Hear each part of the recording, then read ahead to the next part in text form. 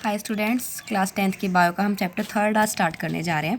This is the part 1 और आपका chapter है हाउ डू ऑर्गेनिज्म रिप्रोड्यूस, या फिर सिंपली हम कह सकते हैं रिप्रोडक्शन।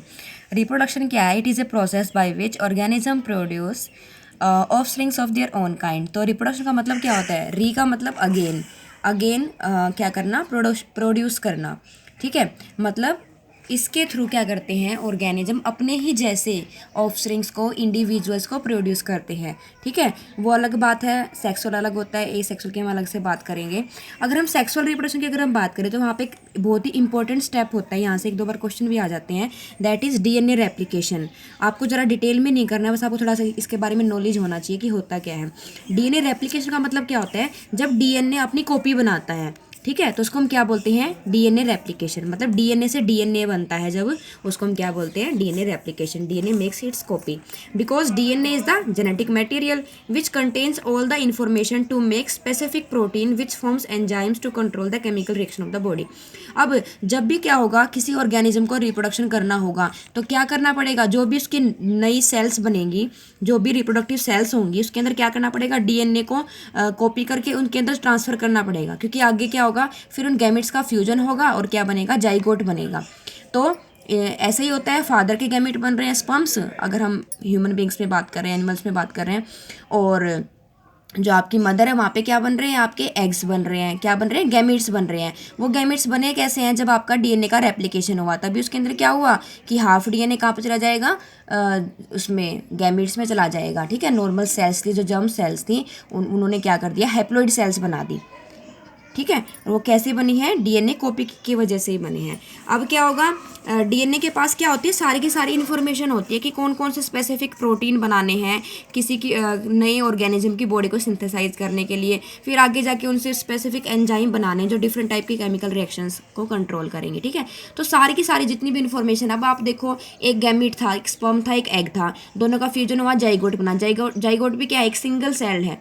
उस सिंगल सेल से क्या होता है? धीरे धीरे आपकी पूरी बॉडी बन जाती है। क्यों? क्योंकि डीएनए के अंदर पूरी इन्फॉर्मेशन है, इसको क्या क्या बनाना है, आगे जाके कौन कौन सी सेल्स बनेंगी, फिर वो टिश्यूज बनाएंगी, फिर वो ऑर्गन्स बनाएंगे, और पूरी क्या बन जाएगी? आपकी बॉडी बन जाएगी। ठीक है, तो डीएनए रेप्लिकेशन, कई बार क्वेश्चन आता है वाई डीएनए रेप्लिकेशन या why DNA copy is necessary. क्यों नेसेसरी है? क्योंकि जब भी सेक्सुअल रिप्रोडक्शन होगा तो गैमेट्स बनेंगी, रिप्रोडक्टिव सेल्स बनेंगी, और वो सेल्स जब बनेंगी तो क्या करना जरूरी है? डीएनए की कॉपी बनाना जरूरी है, ताकि वो क्या हो सके, डीएनए जो एक्स्ट्रा डीएनए बन गया है, नई कॉपी बन गई है, वो किस में ट्रांसफर हो जाए? रिप्रोडक्टिव सेल्स के अंदर। ठीक है, जो नॉर्मल सेल्स है उनके अंदर भी डीएनए रहेगा, लेकिन जो नई सेल्स बनेंगी उनके अंदर ट्रांसफर करने के लिए क्या जरूरी है? आपका डीएनए की कॉपी होना जरूरी है। और अगर क्या हो रहा है, आपकी नॉर्मल सेल्स बन रही है, आपकी कहीं पे स्किन डैमेज होगी, कहीं पे भी टिश्यू डैमेज हो गया, सेल्स डैमेज होगी, वहाँ पे भी नॉर्मल कॉपी जब भी होगी तब भी क्या होगा? आपका डीएनए कॉपी करेगा। ठीक है, उसके बाद नेक्स्ट आता है वेरिएशन। वेरिएशन क्या होते हैं? एक तरह से हम इनको सिंपली क्या बोल सकते हैं? These are the differences in the individual of a species. अब एक स्पीसीज़ की बात भी कर सकते हो, पॉपुलेशन की बात भी कर सकते हो, एक इंडिविजुअल की बात भी आप कर सकते हो, कि जो भी डिफरेंसेस आते हैं इंडिविजुअल्स के अंदर, चाहे वो एक पेरेंट के ऑफस्प्रिंग्स के अंदर भी हम बात कर सकते हैं। सपोज कोई पेरेंट्स हैं, उनके 2 या 3 बच्चे हैं, तो उनके अंदर भी जो डिफरेंस आ रहे हैं उनको हम वेरिएशन बोल सकते हैं। या किसी पॉपुलेशन के इंडिविजुअल्स में या किसी स्पीसीज़ के इंडिविजुअल्स में क्या बोलते हैं उनको? वेरिएशन, डिफरेंस आना।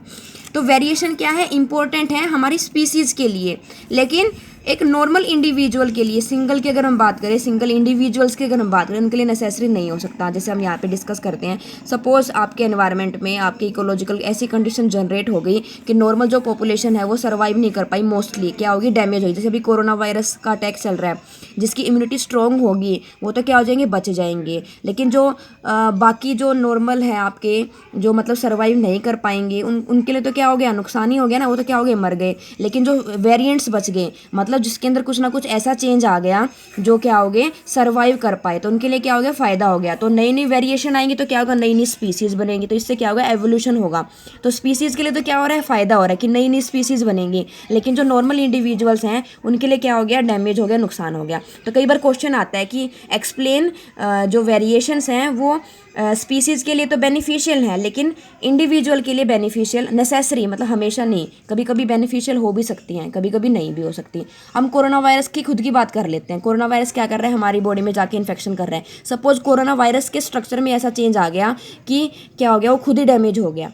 ठीक है, तो इससे क्या होता है कि अलग अलग टाइप की कंडीशन जनरेट हो सकती हैं, वो उसके लिए बेनिफिशियल भी हो सकती हैं, उसके लिए हार्मफुल भी हो सकती हैं। आई होप आपको क्लियर हो गया होगा कि वेरिएशन क्या है, बेनिफिशियल भी हो सकती हैं और ज़रूरी नहीं कि हर एक इंडिविजुअल के लिए बेनिफिशियल हो, लेकिन स्पीसीज़ के लिए मोस्टली क्या होती हैं, बेनिफिशियल होती है। क्योंकि इससे क्या होगा, वेरिएशन आएंगी तो क्या होगा, नई नई स्पीसीज़ बनेंगी, नई नई स्पीसीज़ बनेंगी तो क्या होगा, नई नई एवोल्यूशन होगा। ठीक है। टाइप्स ऑफ रिप्रोडक्शन, मेनली हम दो ही टाइप पढ़ते हैं रिप्रोडक्शन की, एसेक्सुअल एंड सेक्सुअल। एक वेजिटेटिव भी आता है, वो एक सेक्सुअल के अंदर ही आता है, लेकिन उसको अलग से डिस्कस भी करेंगे इस चैप्टर में हम। तो एसेक्सुअल रिप्रोडक्शन क्या है, एसेक्सुअल मतलब जहाँ पे क्या होगा, एक ही सेक्स होगा, या फिर हम ए एब्सेंट के लिए भी यूज़ करते हैं, जहाँ पे मतलब सेक्सुअल गैमीट्स नहीं बनेंगे। It involves the production of an offspring from a single parent without fusion of gametes. ठीक है, तो यहाँ पे फ्यूजन ऑफ गैमीट नहीं होगा, सिंपली क्या होगा, एक ही पेरेंट से दूसरा इंडिविजुअल प्रोड्यूस हो जाएगा, मतलब एक पेरेंट से नया ऑफस्प्रिंग्स बन जाएगा, उसको हम क्या बोलते हैं, एसेक्सुअल रिप्रोडक्शन, जो लोअर ऑर्गेनिजम्स में होता है, अमीबा में हमने पढ़ा है। ठीक है, अभी इस चैप्टर में भी हम दोबारा से डिस्कस करेंगे, अमीबा के बारे में आपने सुना होगा, लोअर क्लासेस में पढ़ा होगा। सेक्सुअल में क्या होगा, जो ऑफस्प्रिंग्स बनेंगे वो कैसे बनेंगे, उसके लिए पहली बात तो क्या चाहिए, दो पेरेंट्स चाहिए, एक पेरेंट से काम नहीं चलेगा। यहाँ पे क्या था, सिंगल पेरेंट था, यहाँ पे क्या होगा, दो पेरेंट, दो इंडिविजुअल चाहिए, और उनमें क्या बनेंगे, दो गैमेट बनेंगे। फिर इन दो गैमेट्स का क्या होगा, फ्यूजन होगा, उससे डिप्लॉइड जाइगोट बनेगा, और वो जाइगोट क्या करेगा, मैच्योर ऑर्गेनिज्म को प्रोड्यूस करेगा। ठीक है, तो एसेक्सुअल में क्या हो रहा है, सिंगल पेरेंट, और यहाँ पे क्या है, दो पेरेंट हैं। वेजिटेटिव प्रोपगेशन या वेजिटेटिव रिप्रोडक्शन क्या होता है, it is a method of asexual reproduction in which the parts other than seeds are used as propagules to produce new plant.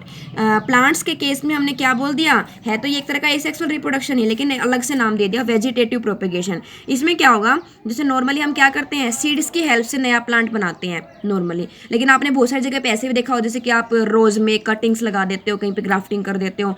तो अगर हम बिना सीड के ऐसा कोई पार्ट यूज़ कर रहे हैं जिसमें सीड के अलावा और कोई पार्ट है, उनको हम क्या बोलते हैं, प्रोपेग्यूल्स, और इनसे क्या कर रहे हैं, नया प्लांट बना रहे हैं, तो उसको हम क्या बोलते हैं, वेजिटेटिव प्रोपेगेशन या वेजिटेटिव रिप्रोडक्शन। ठीक है, तो इन तीनों के बारे में हम क्या करेंगे, डिटेल में इस चैप्टर में पढ़ेंगे। आज के लिए इतना ही, थैंक यू।